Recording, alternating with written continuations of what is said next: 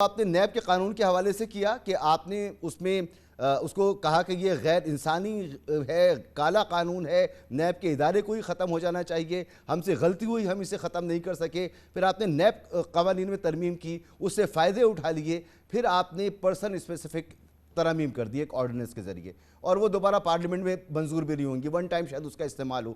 آپ نے وہی پرانی غلطی ایک بار دہرا لی۔ الیکشن آئین کے مطابق ہونے تھے، آپ لوگوں نے نہیں کیا، عدالت کے فیصلے آئے، آپ لوگوں نے نہیں مانے، سب کو آپ نے کنٹروورشل بنایا۔ بہرحال آپ کی اس کے اندر لاجکس موجود ہیں، آپ کے جوابات موجود ہیں۔ سر، اب آنے والی حکومت بھی اگر اسی طرح کی ہوتی ہے تو کیا وہ ملک کو مسائل سے نکال پائے گی، یا قرضے لے کر قرضے اتارنا؟ تو آپ کا پروگرام کیا ہے؟ الیکشن جب ہوتے ہیں اس کے بعد پارٹی میں اس پہ ڈسکشن یقیناً ہو رہی ہوگی، کچھ خد و خال کوئی 2-3-4 پوائنٹس کہ ہم کیا کریں گے آنے کے بعد، بتائیں گے کچھ ہمیں؟ دیکھیں، بات یہ ہے کہ 2013 کے الیکشن کے بعد بھی بڑے چیلنجز تھے۔ اس وقت بھی 20-20 گھنٹے کی لوڈ شیڈنگ تھی، اس وقت بھی دہشت گردی جو تھی وہ مطلب اس کے واقعات ہر چوک پر دھماکے ہو رہے تھے، اس وقت بھی سی پیک جیسے مطلب پروجیکٹ نہیں آئے تھے، باہر کی انویسٹمنٹس نہیں آ رہی تھی، لیکن یہ سارا کچھ 13 سے 18 کے درمیان میں ہوا، اور کس کی لیڈرشپ کے اندر ہوا؟ نواز شریف صاحب کی لیڈرشپ کے اندر ہوا۔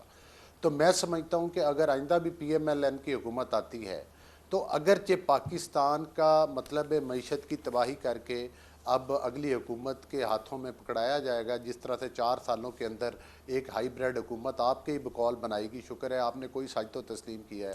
سر، میں تو شروع سے کہتا ہوں، آپ سنتے ہی نہیں ہیں میری بات۔ اس طرح سے بنا کے اگر تباہ کیا گیا ہے، تو اگر ہم 13 سے 18 تک ملک کو سنبھال سکتے ہیں اور بہتری کی طرف لے کر جا سکتے ہیں تو ہم آئندہ بھی لے کر جا سکتے ہیں۔ لیکن یہاں پر یہ ڈیفائن کرنا ضروری ہے کہ آیا الیکشن میں حصہ لینے والی تمام جماعتیں سیاسی ہیں یا ان میں کوئی دہشت گرد تنظیم بھی ہے؟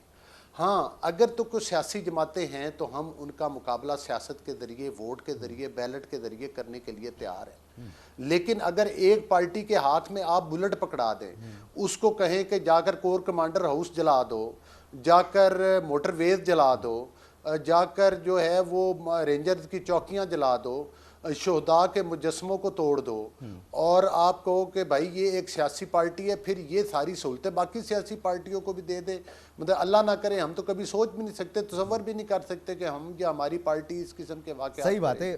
تو ایک پارٹی جس نے جو کہ ایک دہشت گرد پارٹی تھی، اور جس نے لبادہ سیاسی پارٹی کا اوڑا ہوا تھا، اور جو بیلٹ کی بجائے بلٹ پر یقین رکھتی ہے، جو لاک ڈاؤن پر یقین رکھتی ہے، جو پی ٹی وی پر حملے پر یقین رکھتی ہے، جو سپریم کورٹ کے ارد گرد قبریں کھودنے پر یقین رکھتی ہے، جو قومی اسمبلی کے جنگلے توڑنے پر یقین رکھتی ہے، اس پارٹی کو ہم ہرگز نہ سیاسی پارٹی تسلیم کرتے ہیں اور نہ وہ سیاسی پارٹی ہے۔ ہاں، ووٹ کے ذریعے بھلے وہ کوئی پارٹی میں تو بھائی ہم نے 4 سال میں پروٹیسٹ کیے ہیں، کوئی گملہ نہیں ٹوٹا پی ڈی ایم۔